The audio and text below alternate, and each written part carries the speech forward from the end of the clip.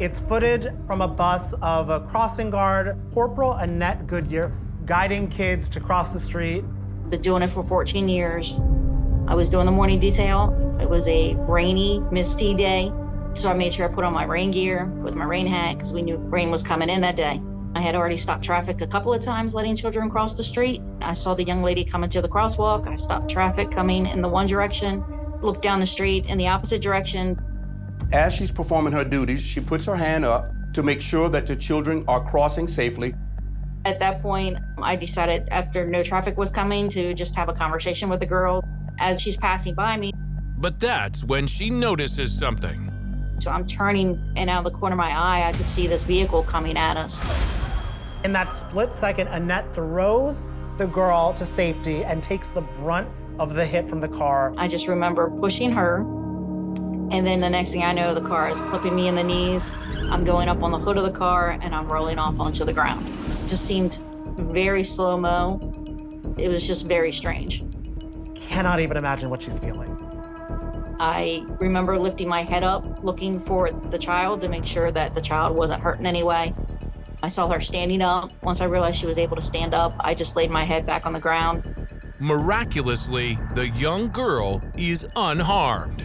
She just kind of started looking back and forth from me to the school, like she didn't know what she should do at that point. She was in shock. The driver of the car is also shocked by the accident. I could hear the car door close, and I could see her run around, and she's like, "Sorry, I didn't see you." And she's like, "Ma'am, please don't say anything at this point." Now, the driver says that she did not see her. That is possible, but we all know that our minds are pulled in another direction when we're driving. Cell phones, traffic, and it is rainy weather. But I mean, in a bright colored poncho in the middle of a street, I don't really know how much I believe that. There's no way they could not have saw me. I'm in a huge orange raincoat. It's like a traffic cone. At that point, I'm noticeable. It's not like I'm just standing there wearing all black and nobody's gonna see you.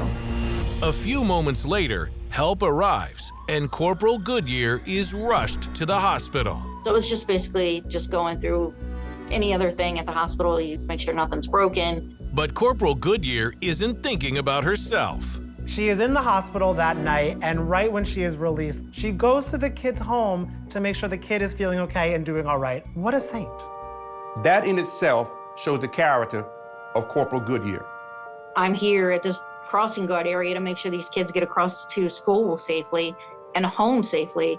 So it's just what we're supposed to do. And it just seemed second nature at that point to make sure that she was safe. Her little sister had made this little flowering pot that she gave me. I was trying not to cry. The students started getting teary-eyed, and I'm just like trying to hold it in. It just made me feel more closer to the students that I really love dealing and working with every single day.